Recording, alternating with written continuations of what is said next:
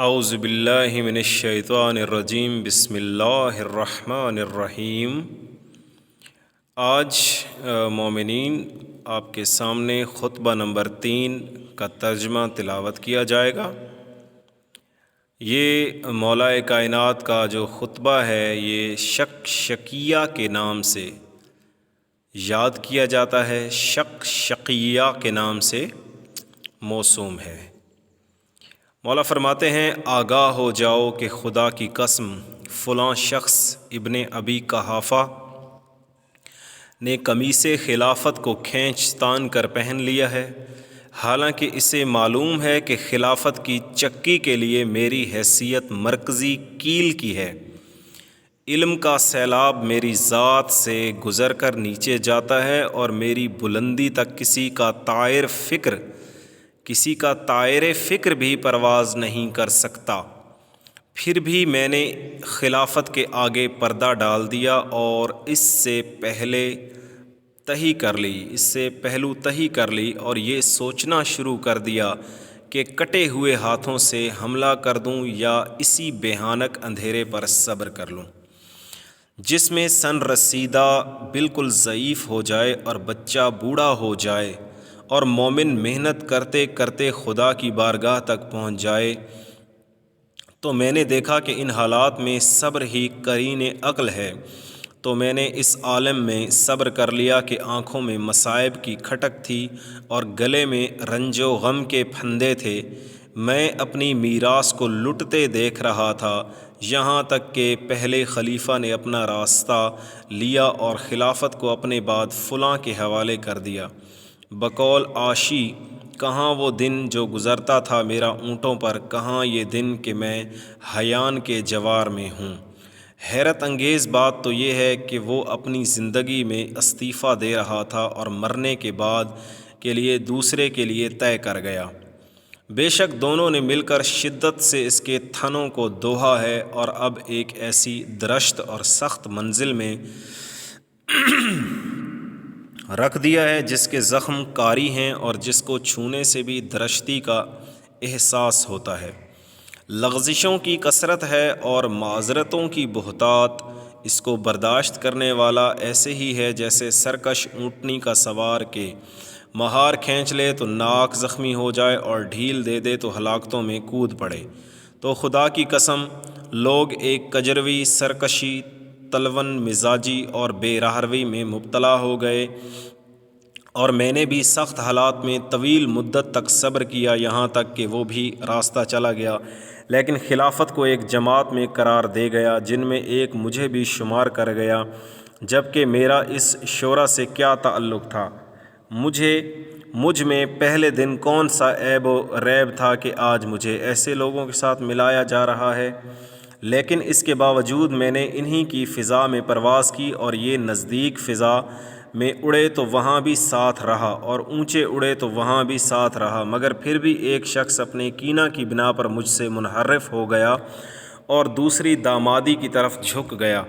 اور کچھ اور بھی ناقابل ذکر اسباب و اشخاص تھے جس کے نتیجہ میں تیسرا شخص سرگین اور چارہ کے درمیان پیٹ پھلائے ہوئے اٹھ کھڑا ہوا، اور اس کے ساتھ اس کے اہل خاندان بھی اٹھ کھڑے ہوئے جو مال خدا کو اس طرح ہضم کر رہے تھے جس طرح اونٹ بہار کی گھاس کو چر لیتا ہے، یہاں تک کہ اس کی بٹی ہوئی رسی کے بل کھل گئے اور اس کے امال نے اس کا خاتمہ کر دیا اور شکم پوری نے منہ کے بل گرا دیا۔ اس وقت مجھے جس چیز نے دہشت زدہ کر دیا تھا یہ تھی کہ لوگ بجوں کی گردن کے بال کی طرح میرے گرد جمع ہو گئے اور چاروں طرف سے میرے اوپر ٹوٹ پڑے، یہاں تک کہ حسن و حسین کچل گئے اور میری ردا کے کنارے پھٹ گئے۔ یہ سب میرے گرد بکریوں کے گلے کی طرح گھیرا ڈالے ہوئے تھے، لیکن جب میں نے ذمہ داری سنبھالی اور اٹھ کھڑے ہوا تو ایک گروہ نے بیعت توڑ دی اور دوسرا دین سے باہر نکل گیا، اور تیسرے نے فسق اختیار کر لیا، جیسا کہ ان لوگوں نے یہ ارشاد الہی سنا ہی نہیں کہ یہ دار آخرت ہم صرف ان لوگوں کے لیے قرار دیتے ہیں جو دنیا میں بلندی اور فساد نہیں چاہتے ہیں، اور عاقبت صرف اہل تقویٰ کے لیے ہے۔ ہاں ہاں خدا کی قسم ان لوگوں نے یہ ارشاد سنا بھی ہے اور سمجھے بھی ہیں، لیکن دنیا ان کی نگاہوں میں آراستہ ہو گئی اور اس کی چمک دمک نے انہیں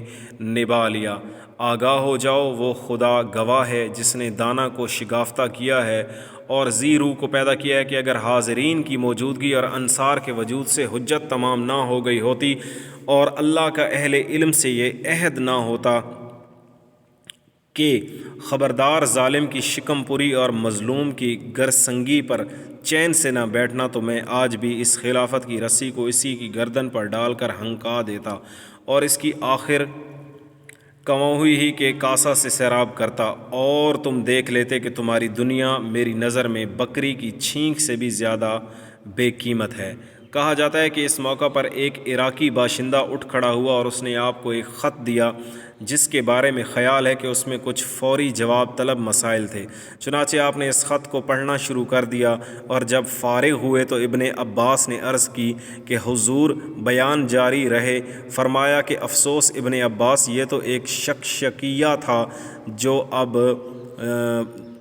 ابھر کر دب گیا۔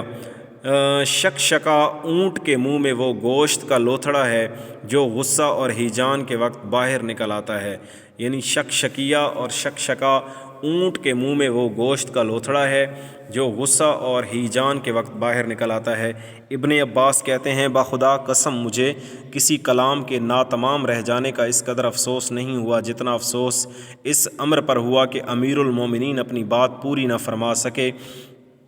اور آپ کا کلام ناتمام رہ گیا۔ سید شریف رضی فرماتے ہیں کہ امیر المومنین کے ارشاد کا مفہوم یہ ہے کہ اگر ناکہ پر مہار کھینچنے میں سختی کی جائے گیا وہ سرکشی پر آمادہ ہو جائے گا تو اس کی ناک زخمی ہو جائے گی، اور اگر ڈھیلا چھوڑ دیا جائے تو اس اختیار سے باہر نکل جائے گا کہ عرب اس موقع پر استعمال کرتے ہیں کہ جب اس کے سر کو مہار کے ذریعے کھینچا جاتا ہے اور وہ سر اٹھا لیتا ہے۔ اس کیفیت کو شنکہا سے تعبیر کرتے ہیں، جیسا کہ ابن السکیت نے اصلاح المنطق میں بیان کیا ہے، لیکن امیر المومنین نے اس میں ایک لام کا اضافہ کر دیا اشنک لہا، تاکہ بعد کی جملہ اسلس لہا سے ہم آہنگ ہو جائے اور فصاحت کا نظام درم برم نہ ہو جانے پائے۔ تو مومنین تمام مسلمین و مسلمات، مومنین و مومنات، آپ کے سامنے آج میں نے خطبہ نمبر 3 کا جو ہے وہ ترجمہ بیان فرمایا، اور انشاءاللہ تعالیٰ آپ اس کو پسند فرمائیں گے، اور اس میں کچھ حقائق حضرت علی شیر خدا کی طرف سے بیان کیے گئے ہیں۔ اس کا ریفرنس بھی جو ہے وہ موجود ہے، سید رضی شریف اس کا ریفرنس ہے، ان کی کتاب میں یہ ہے۔ مفتی جعفر حسین کا آپ جو نہج البلاغہ انہوں نے لکھی ہے، ترجمہ کیا ہے مفتی جعفر حسین، سید رضی شریف، یہ ریفرنسز ہیں۔ آپ ان ریفرنسز سے جو ہے وہ استفادہ کر سکتے ہیں۔ جزاک اللہ۔